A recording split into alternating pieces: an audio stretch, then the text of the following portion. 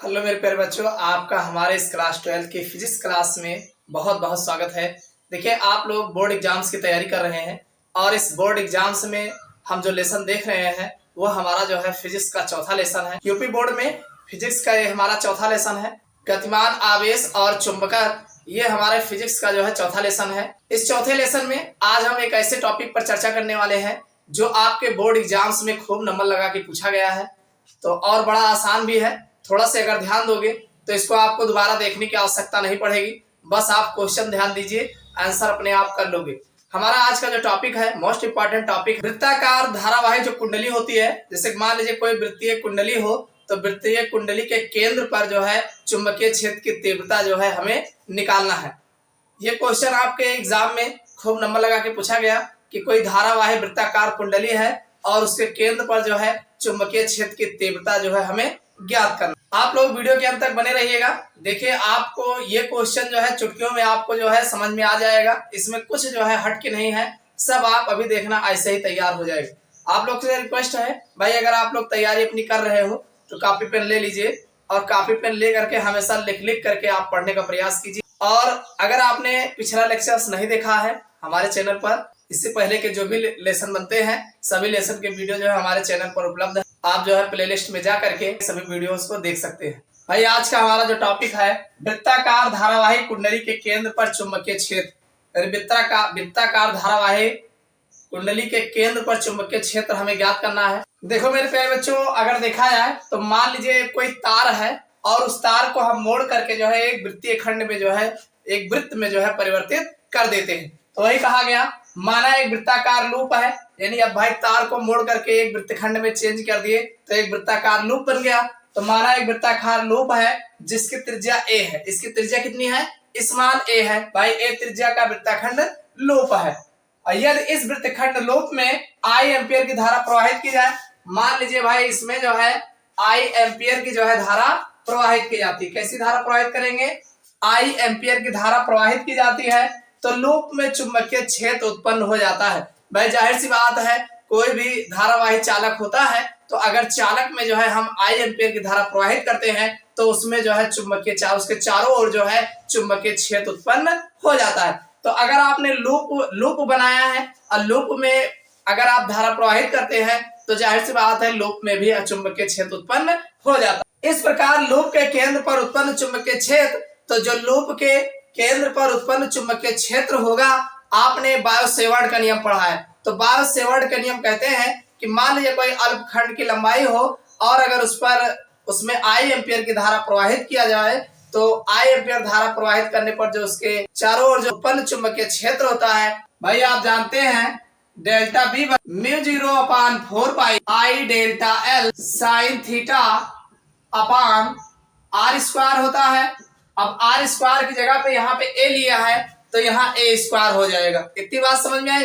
भाई, जो चुंबकीय क्षेत्र उत्पन्न होता है बायो-सेवर्ट के नियमानुसार डेल्टा बी बराबर μ0/4 pi I delta L sine theta upon A square. R square होता है तो यहाँ पर आर नहीं, हमने ए माना है तो ए स्क्वायर हो जाएगा। इतनी बात समझ में आएगी नहीं? ये तो आपको याद हो गया होगा बायो-सेवर्ट के नियमानुसार। ठीक, अब यहाँ पर जो थीटा है, जो यहाँ पे थीटा कोण बन रहा है वो लगभग, भाई अगर देखा जाए अप्रोक्सीमेट माना जाए तो ये लगभग 90 डिग्री का होगा। तो आप जानते हैं साइन 90 की वैल्यू जो होती है वो 1 होता है। तो अगर यहाँ पे साइन 90 की वैल्यू 1 रखेंगे तो हमारा डेल्टा बी बराबर जो मिलेगा μ0/4 पाई और ये हो जाएगा I delta L upon A square. ये फार्मूला जो है हमारा जो है चेंज हो जाएगा। इतना समझ में आया? अब एक बात और जान लीजिए, ये तो बात थी डेल्टा एल की, यानी अल्पखंड लंबाई की। इसी तरीके से अगर पूरे लूप में अगर हम बात करें तो बहुत सारे डेल्टा एल होंगे।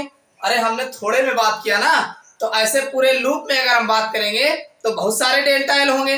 तो जब बहुत सारे डेल्टा एल होंगे तो आप लिख सकते हो इसमें डेल्टा बी बराबर μ0/4 पाई और ये आई तो रहेगा। डेल्टा एल के लिए सिग्मा प्रयोग कर देते हैं, sigma delta L A square. इतनी बात समझ में आएगी नहीं? भाई, आप जानते हैं डेल्टा एल हमने थोड़ा सा लिया था, अब पूरे वृत्त खंड की अगर आप बात करोगे तो बहुत सारे डेल्टा एल होंगे। तो बहुत सारे डेल्टा एल को जब एक में लिखना होता है तो सिग्मा का प्रयोग करते हैं। तो यहाँ हमने सिग्मा डेल्टा एल लिख दिया। और एक चीज और जानते हो, सिग्मा डेल्टा एल बराबर, अब भाई डेल्टा एल क्या है, वृत्त है, तो वृत्त की अगर हम परिधि देखें तो 2 पाई आर होता है। तो यहाँ पर आर त्रिज्या ना होकर के ए है, तो ये हमारा हो जाएगा 2 पाई ए। समझ में आई कि नहीं? नहीं बात समझ में आए? अरे वृत्त की बात कर रहे हो ना, डेल्टा एल कहाँ पे है, वृत्त पे है, तो वृत्त की परिधि बन रही है, तो ये हमारा 2 पाई ए आ जाएगा। इसको उठा के इसी पे रखेंगे तो डेल्टा बी बराबर हमारा जो मिलेगा μ0 अपान 4 पाई, और उसके बाद आई तो रहेगा ही रहेगा। भाई सिग्मा डेल्टा एल की वैल्यू हमने 2 पाई ए लिया है, तो 2 पाई ए हो जाएगा और बटे ए स्क्वायर रहेगा ही रहेगा। आप जान रहे हैं ये ए और ये स्क्वायर कट जाएगा, तो आपको यहीं पे मिल जाएगा μ0 अपान 4 पाई, और आई तो रहेगा ही रहेगा, और 2 पाई ऊपर हो जाएगा अपान ए आ जाएगा। इतनी बात समझ में आएगी नहीं?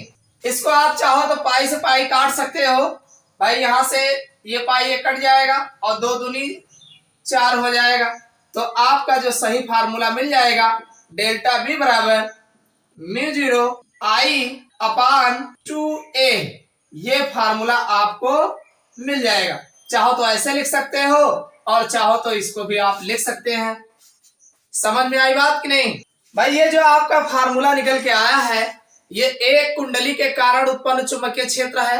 अगर इसमें मान लीजिए फेरों की संख्या n हो, आप लिख सकते हैं, आता है ये एक फेरे द्वारा कुंडली के केंद्र पर उत्पन्न चुंबकीय क्षेत्र की तीव्रता है। इस प्रकार यदि कुंडली में फेरों की संख्या n हो, तो भाई मान लीजिए कुंडली में फेरों की संख्या n हो, तो ये हमारा हो जाएगा डेल्टा बी बराबर, भाई ये μ0 हाई है, यहीं पे n लगा दो, आई हो जाएगा और 2a हो जाएगा। तो यही हमारा जो है, अगर फेरों की संख्या n है तो हमें चुंबकीय क्षेत्र की तीव्रता जो है पता चल जाएगा। तो इतनी बात समझ में आ गई होगी। ना समझ में आया हो तो एक बार और देख लेते हैं। जैसे मान लीजिए हमारा कोई तार है, उस तार को हम मोड़ करके जो है एक वृत्त खंड में चेंज कर लिए, और उस वृत्त खंड में जो है हम क्या कर रहे हैं, जिसकी त्रिज्या a मान लिया गया है, और इस वृत्त खंड में I एम्पियर की धारा जो है प्रवाहित किया जाता है। तो जब I एम्पियर की धारा प्रवाहित करते हैं तो उसके केंद्र पर जो है चुंबकीय क्षेत्र उत्पन्न होता है। तब उसके आप जानते हैं जो बायो-सेवर्ट का नियम कहता है कि अल्पखंड अगर लंबाई लिया जाए, यानी जो केंद्र माना गया है, वहां का जो चुंबकीय क्षेत्र होगा डेल्टा बी बराबर μ0 upon 4 pi I delta L sine theta upon R square होता है। तो यहाँ पर आर ना करके यहाँ पर त्रिज्या जो लिया गया है ए लिया गया है, तो ये हो जाएगा ए स्क्वायर। ठीक, अब यहाँ पे जो थीटा कोण बन रहा है वो लगभग 90 डिग्री का कोण बन रहा है। अगर देखा जाए तो तार से जो केंद्र पर कोण आंतरित हो रहा है वो लगभग 90 डिग्री का हो रहा है। तो ये हमारा साइन 90 बराबर 1 हो जाएगा। तो यहाँ पर यही फार्मूला हमारा डेल्टा बी बराबर μ0 upon 4 pi I delta L upon A square हो जाएगा। इतनी बात समझ में आ गई। अब आगे ये कहा गया कि जैसे ये हमने मान लीजिए अल्पखंड लिया है डेल्टा एल, ऐसे पूरे वृत्त की अगर हम बात करें तो बहुत सारे डेल्टा एल होंगे। तो जब बहुत सारे डेल्टा एल होंगे तो सिग्मा डेल्टा, यहाँ पर सिग्मा डेल्टा एल रखा गया, यानी डेल्टा बी बराबर μ0 upon 4 pi I sigma delta L upon A square हो गया। इन डेल्टा एल को सिग्मा से हम कन्वर्ट कर दिए, और अब ये सिग्मा डेल्टा एल बराबर 2 पाई ए होगा। क्यों? क्योंकि ये वृत्त की परिधि है, वृत्त बना रहा है। तो अब ये हमारा बन जाएगा, इसको उठा के सिग्मा डेल्टा एल पे रखेंगे तो डेल्टा बी बराबर μ0 upon 4 pi I 2 pi A upon A square हो जाएगा। और इसमें ए से ए कट जाएगा, स्क्वायर है यहाँ, ए कट जाएगा, तो μ0 अपान 4 पाई आई 2 पाई अपान ए आएगा। इसको अगर आप काटते हैं तो भाई काटोगे तो डेल्टा बी बराबर μ0 आई अपान 2a जो है ये चुंबकीय क्षेत्र जो है निकल के आ जाएगा। अब भाई अतः भाई ये एक कुंडली अगर लगाया गया है तो उसका चुंबकीय क्षेत्र है, तो अतः ये एक फेरो द्वारा कुंडली के केंद्र पर उत्पन्न चुंबकीय क्षेत्र की तीव्रता है। इस प्रकार मान लीजिए बहुत सारे कुंडली लगाए गए हो तो भाई इस प्रकार कुंडली में फेरों की संख्या अगर यह है, जितना फेरों की संख्या है तो उसी को गुणा करा देंगे, तो डेल्टा बी बराबर μ0 एन आई अपान 2a जो है ये चुंबकीय क्षेत्र की तीव्रता जो है एन फेरों पर निकल के आ जाए। तो उम्मीद करता हूं ये डेरिवेशन आपको समझ में आ गया होगा। मोस्ट इंपॉर्टेंट है, आपके एग्जाम में खूब नंबर लगा के पूछा गया है और बड़ा आसान भी है। थोड़ा से अगर गौर करोगे तो आराम से सॉल्व कर ले जाओगे। तो उम्मीद करता हूँ समझ में आ गया होगा। तो इस क्लास में बस इतना ही, फिर मिलते हैं अगले लेक्चर्स में ऐसे नए डेरिवेशन के साथ।